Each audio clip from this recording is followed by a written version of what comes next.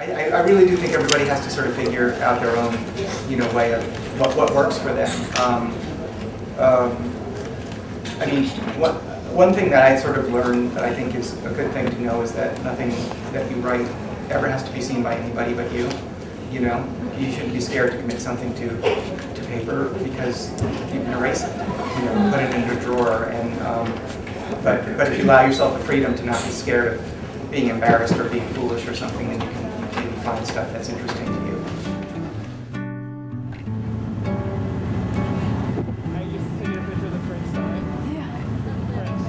So the Cannes Film Festival is one of the largest film festivals in the world. It is the largest film festival for film distribution and acquisition. So what that means is people come there, there's a film festival, people watching film screenings, but then there's people buying films. So it's called the market or the marché. So you have Universal Studios there, you have I could just list, MGM, all these big main studios are there, and they have their people looking for films to buy or looking to sell their films. So that's really actually cool because you don't see that, and especially if you go to a film festival in Oklahoma, which I love them, like Trail Dance or Dead Center, they're awesome, or Southern Winds, they're fun, but you don't see people buying films.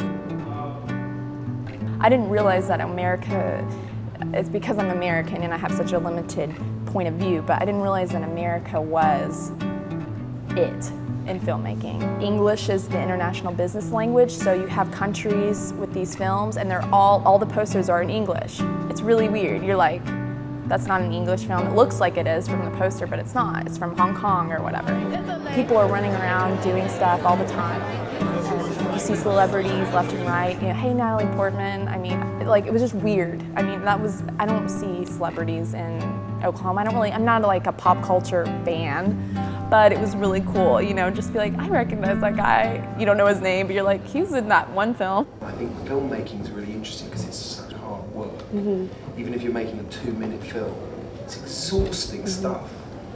And it forces you to sit down and think, do I care about this? Because, oh God, that cuts, that little bit's just not quite right. Damn, do I settle for that? Or do I sit here for another 4 hours and go back and work out how to make it better?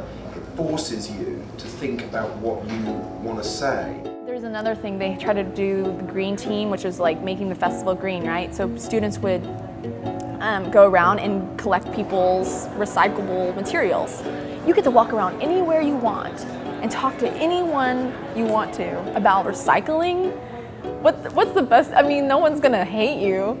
I hate recycling, And they didn't use the job. Some people did. I have a friend, also OU graduate. There was like 4 of us from OU there, and his name is Gerald.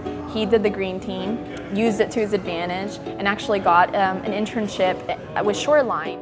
One of the great things is in this kind of setting to come in with a movie like this with the director. Jennifer Lynch starts with story and then weaves it and works it in a much different way, and then uses improv on the set. A lot of contributions from all the actors, and that was one of the things I was really glad to see last night watching the movie, is that everybody felt like they're in the same boat. I felt like all those performances were crackling, there was a lot of unexpected things in it.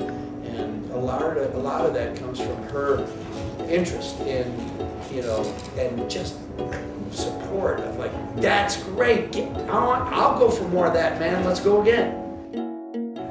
The thing I really took away from this festival was the friendships I made with my peers. I think that was probably the most valuable thing. Obviously I learned a lot, but what I took away from it, like in the long term, is the friendships.